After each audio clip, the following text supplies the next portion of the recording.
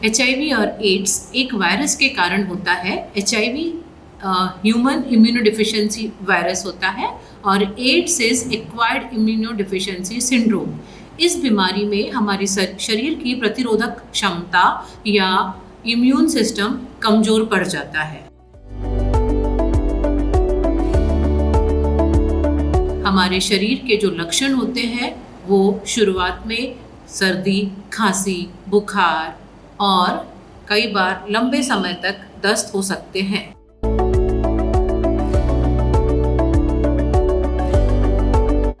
Ads के बीमारियों से बचने के लिए हमें सुरक्षित संभोग का उपयोग करना चाहिए। जो निडल्स या सुइयाँ पहले से संक्रमित है उनका हमें उपयोग नहीं करना चाहिए।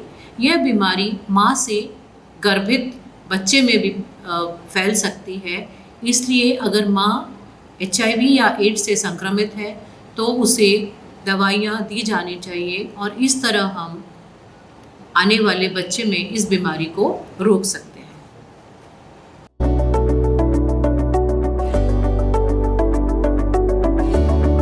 यह एक भ्रांति है कि एड्स के मरीज को छूने से भी फैल सकता है। यह तथ्य गलत है। एड्स की बीमारी छूने से नहीं फैलती है।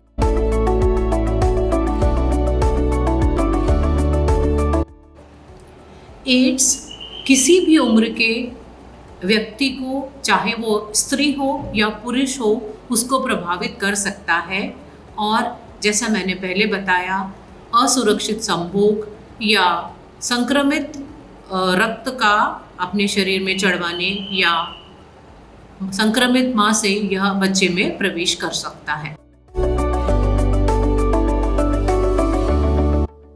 HIV के 3 चरण होते हैं। सबसे पहली अवस्था एक्यूट HIV, यह इन्फेक्शन के शरीर में प्रवेश करने के साथ ही शुरू हो जाता है और इस वक्त पेशेंट को फ्लू लाइक सिम्टम्स, बुखार, सर्दी, खांसी और हल्की थकावट हो सकती है। दूसरा चरण या एसिम्प्टोमेटिक फेज होती है जिसमें कुछ लक्षण नहीं होते हैं और यह अवस्था कुछ महीनों से कुछ सालों तक मरीज में रह सकती है। और तीसरी अवस्था होती है सिम्प्टोमेटिक या संक्रमित एड्स।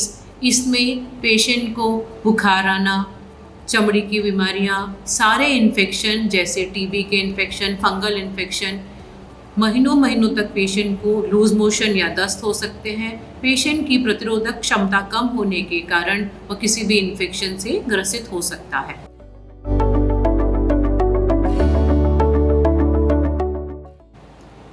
एड्स बहुत गंभीर बीमारी है। एक बार हो जाने पर इसके लिए दवाइयाँ तो हैं, बट बहुत कम लोगों में यह पूरी तरह से ठीक हुआ है। अगर इसका उपचार नहीं किया तो यह जानलेवा भी हो सकता है।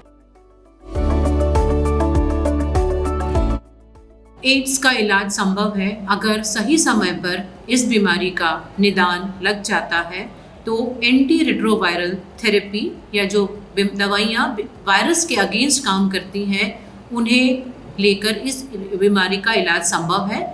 Government of India and Maharashtra सरकार भी ये दवाइयाँ फ्री में उपलब्ध कराती है।